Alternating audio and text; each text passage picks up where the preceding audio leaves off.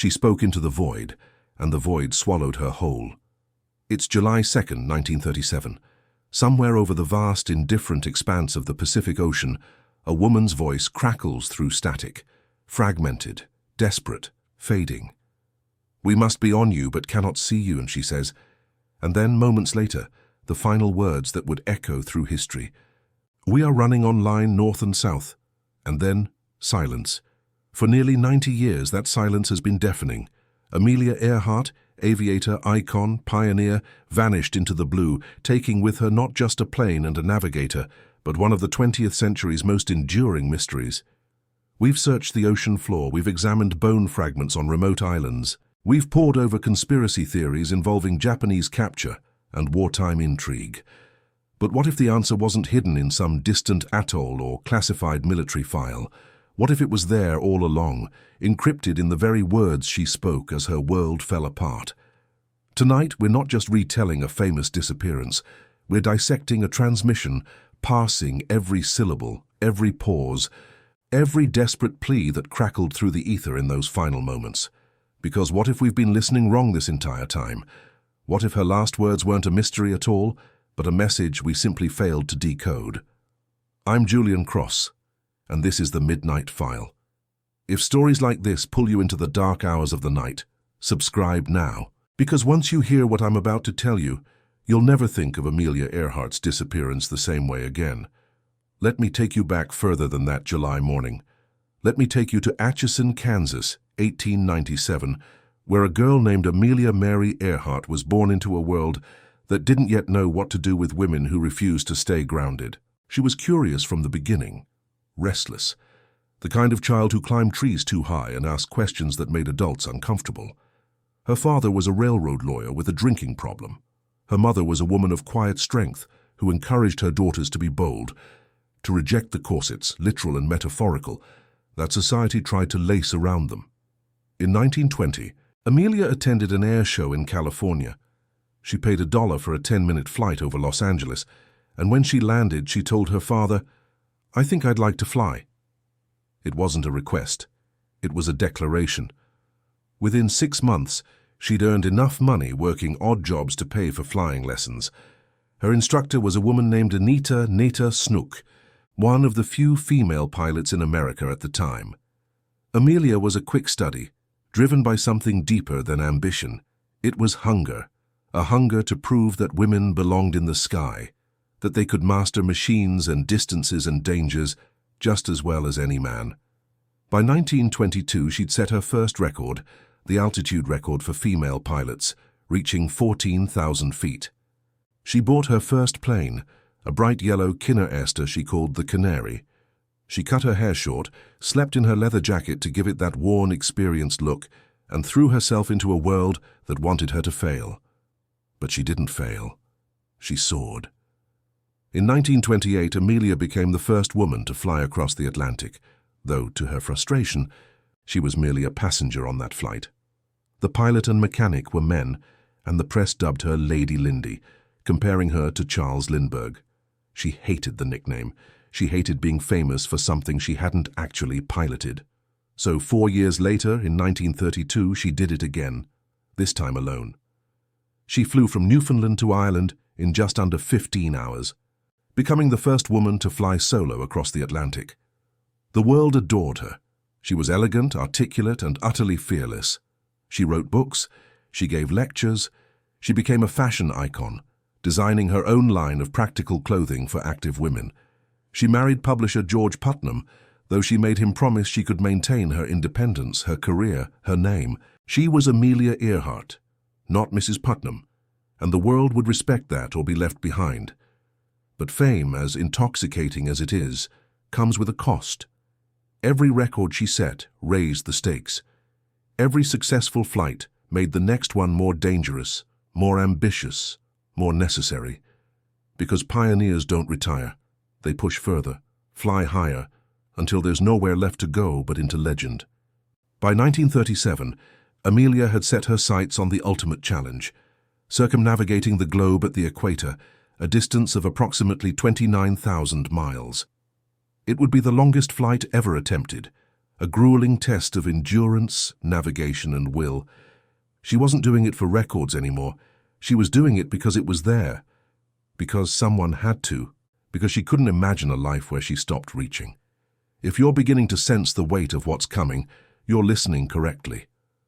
Subscribe now, because this file only gets darker. The preparation for the flight was meticulous, obsessive even. Amelia chose a Lockheed Model 10 Electra, a twin-engine marvel of aviation engineering. It was modified extensively. Extra fuel tanks installed, unnecessary weight stripped away, the most advanced radio equipment available at the time. The plane became less a vehicle and more a flying fuel tank with just enough room for 2 people and their hopes. Her navigator was Fred Noonan, an experienced aviator and maritime navigator who'd pioneered routes for Pan American Airways across the Pacific. He was brilliant, though rumors of a drinking problem followed him like a shadow. Whether those rumors were true or exaggerated by a press eager for drama, we may never know. What we do know is that he was one of the few people qualified to guide them across the featureless expanse of the Pacific, where a single degree of error could mean the difference between landing and oblivion. The journey began on June 1st, 1937, from Miami, Florida. They flew east, the opposite direction of prevailing winds, a choice that puzzled some experts but made sense given weather patterns and political permissions. They stopped in South America, Africa, India, Southeast Asia. At each stop, Amelia sent telegrams home, her words always optimistic, always confident. The plane performed beautifully. The weather cooperated. Everything was going according to plan. By late June, they'd reached Lae, New Guinea, having completed 22,000 miles of their journey. Only 7,000 remained, but those would be the most treacherous. The next leg would take them to Howland Island, a tiny speck of coral and sand in the Central Pacific, barely 2 miles long and half a mile wide. Finding it would be like threading a needle in the dark while the needle moved and the thread frayed. The United States Coast Guard cutter Itasca was stationed near Howland to provide radio navigation assistance. The ship's crew would transmit signals that Earhart and Noonan could use to home in on the island. It should have been foolproof. It should have been simple. But nothing about that flight was simple. On July 2nd at 10 a.m. local time, Amelia and Fred took off from Lae. The Electra was heavy, dangerously so, loaded with over 1,000 gallons of fuel. Witnesses said the plane barely cleared the trees at the end of the runway, laboring into the sky like a bird with clipped wings. But it climbed. It flew. And for the next 18 hours it carried them across an ocean that had no interest in their ambitions. The flight plan was straightforward. Fly northwest to Howland Island, a journey of approximately 2,500 miles arriving around dawn. The weather forecast was mixed. Some clouds, possible rain, but nothing catastrophic. They had enough fuel for 20 hours of flight, maybe 22 if they were careful. It should have been enough, should have been. The Itasca began receiving transmissions from Earhart around 2:30 a.m. local time. Her voice was strong at first, confident. She reported her position, asked for bearings, confirmed she was on course. The radio operators aboard the ship responded, but there was a problem. A critical, fatal problem that no one fully understood until it was too late. The Itasca's transmissions were on a frequency of 3105 kHz. Earhart's radio could receive on 500 kHz and 6100 kHz, but the documentation is unclear whether she could effectively hear the 3105 transmissions. Even worse, her direction-finding equipment, the radio direction finder that was supposed to let her track the Itasca's signal back to Howland, either wasn't working properly or she didn't know how to use it effectively under stress. So a grotesque irony unfolded. The Itasca could hear Amelia clearly, but she couldn't hear them. They were shouting directions into the void, and she was flying blind, calling out into static, hoping someone somewhere could guide her home. At 6:14 a.m., Earhart transmitted, "Want bearing on 3105 kilocycles on hour. Will whistle in microphone." She whistled. The Itasca heard it, but couldn't get a clear bearing. The signal was too brief, too weak. At 6:45, "Please take bearing on us and report in half hour. I will make noise in microphone. About 100 miles out." 100 miles, she was close, so close. At 7:42, her voice came through again, louder now, more urgent. "We must be on you, but cannot see you. Gas is running low. Been unable to reach you by radio. We are flying at altitude 1,000 feet. The sun was up. They should have been able to see Howland, or at least the smoke the Itasca was pumping into the sky as a visual marker. But the Pacific is vast, and Howland is invisible. A single miscalculation, a drift of a few degrees, and you could pass within 20 miles and never know it existed. At 8:43 a.m., the final transmission, the one that haunts. Her voice was strained now, clipped, the tone of someone holding panic at bay through sheer force of will. "We are on the line of position 157-337. We are running on line north and south." And then the frequency went dead. No distress call, no coordinates, no final goodbye. Just silence, broken only by the hiss of static and the sound of waves against a ship that couldn't save her. Let me pause here, because this is where the mystery truly begins. Not in the silence that followed, but in the words that preceded it. "We are on the line of position 157-337. We are running on line north and south." For decades, aviation experts, historians, and amateur sleuths have dissected that phrase, trying to extract meaning from coordinates that weren't quite coordinates. A line of position is a navigational term. It's a line on a map along which an aircraft is located, determined by a celestial fix or radio bearing. Earhart was saying, in effect, "We're somewhere on this line, but we don't know exactly where." The numbers 157 and 337 refer to compass bearings, essentially the direction of the line. 157 degrees would be roughly southeast. 337 degrees would be roughly northwest. A line running through those bearings, passing through Howland Island, would extend both north and south. So she was telling the Itasca, "We're on this line, but we don't know which part of it. We're searching, flying north and south along it, hoping to find you." It's a chilling image, isn't it? A plane running low on fuel, flying a search pattern over an ocean that offers no landmarks, no reference points, nothing but blue and more blue. Amelia and Fred knew where they should be. They had the right line. But lines don't give you islands. Lines don't put solid ground beneath your wheels. The Itasca launched an immediate search. Naval ships and aircraft scoured the area around Howland Island, then expanded outward in concentric circles. They searched for weeks, covering over 250,000 square miles of ocean. They found nothing. No wreckage, no oil slicks, no life rafts. It was as if the Electra had simply dissolved into the sky. The official conclusion was straightforward, almost brutally so. Earhart and Noonan ran out of fuel, ditched in the ocean and sank. The plane, heavy with metal and engines, would have gone down quickly. In open ocean, far from shipping lanes, with no one to witness, their deaths would have been swift and anonymous. But here's the problem with neat conclusions. History hates them. People hate them. And in the absence of proof, imagination rushes in to fill the void. If you're still with me, if you're feeling that pull into the unknown, subscribe now. Because we're about to enter the territory where facts blur and theories multiply, where every piece of evidence supports a dozen different narratives, and where the truth, if it exists at all, might be stranger than any of us imagined. Theory 1. The crash and sink hypothesis. This is the official version, endorsed by the United States government and most mainstream historians. It's simple, tragic, and entirely plausible. According to this theory, Earhart and Noonan overshot Howland Island, likely due to navigational errors compounded by poor radio communication. They flew their search pattern along the line of position, burning fuel with every minute, hoping to spot land or the Itasca. When the engines finally sputtered and died, Amelia would have had limited options. Ditching an aircraft in open ocean is extraordinarily difficult even under ideal conditions. The Electra, heavy and ungainly, would have hit the water hard. The impact alone could have been fatal. If they survived the crash, they would have had minutes, maybe less, before the plane sank. Without life rafts, and there's debate about whether they even had functional ones aboard, they wouldn't have lasted long in the water. The Pacific is not forgiving. Sharks, dehydration, hypothermia.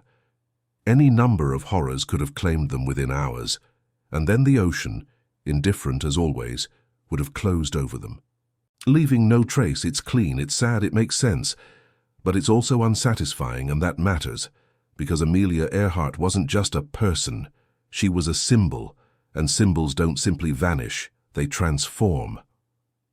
Theory 2. Gardner Island, now known as Nikumaroro. This theory has gained significant traction in recent years, driven by the work of the International Group for Historic Aircraft Recovery, or TIGAR. Here's the scenario.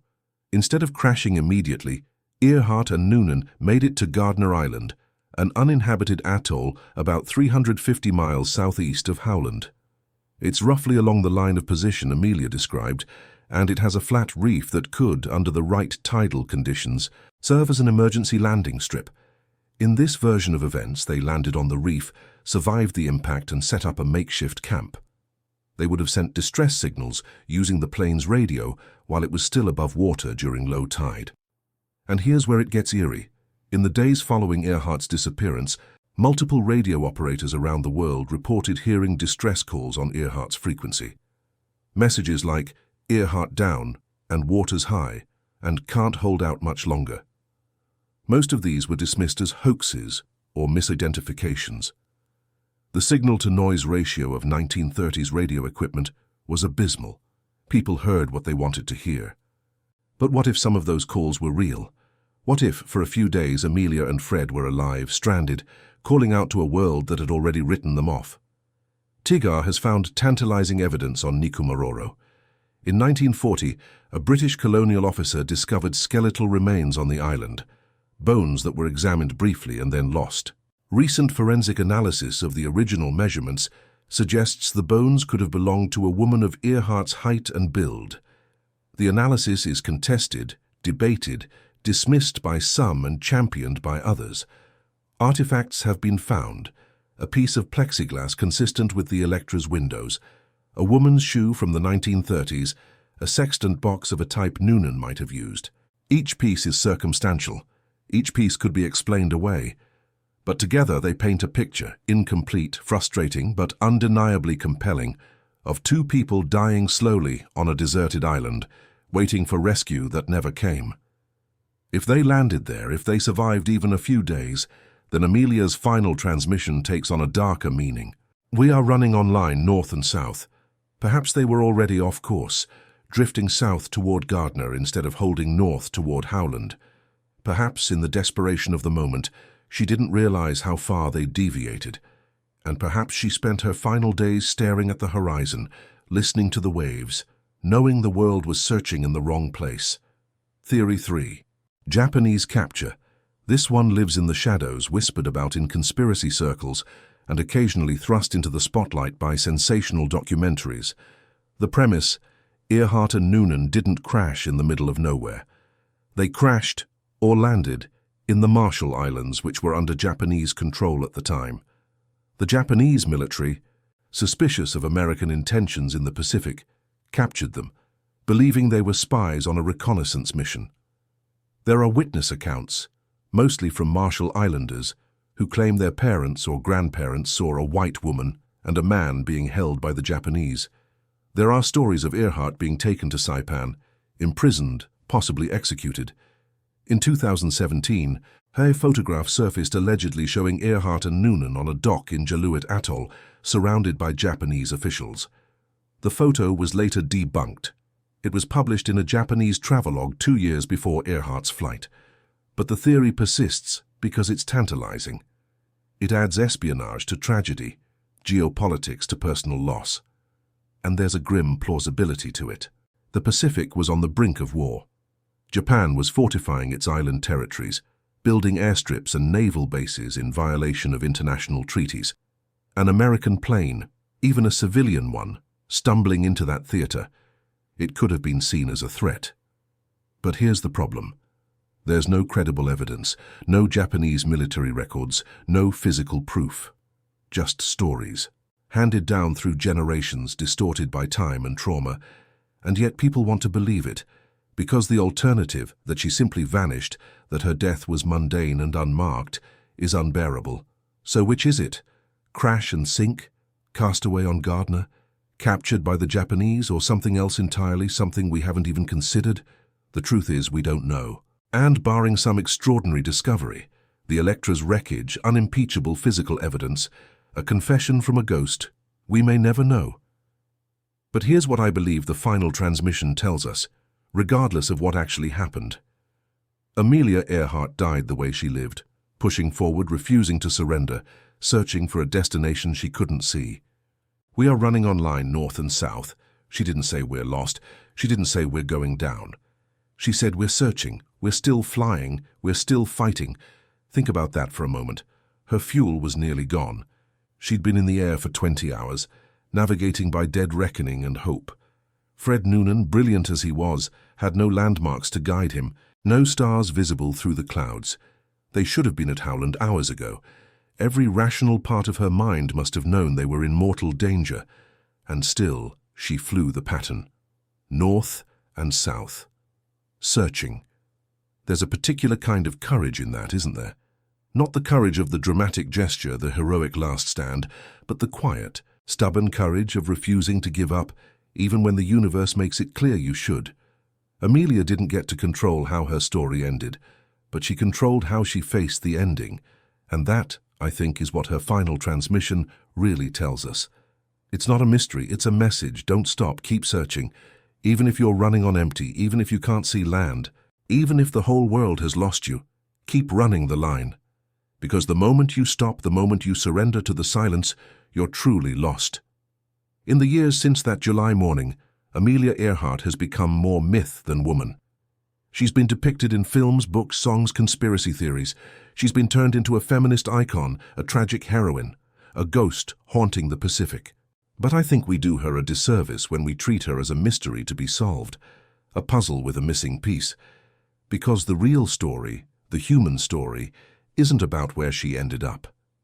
It's about what she was trying to do. She was trying to prove that women belonged everywhere men did, including the cockpit of a plane circling the globe.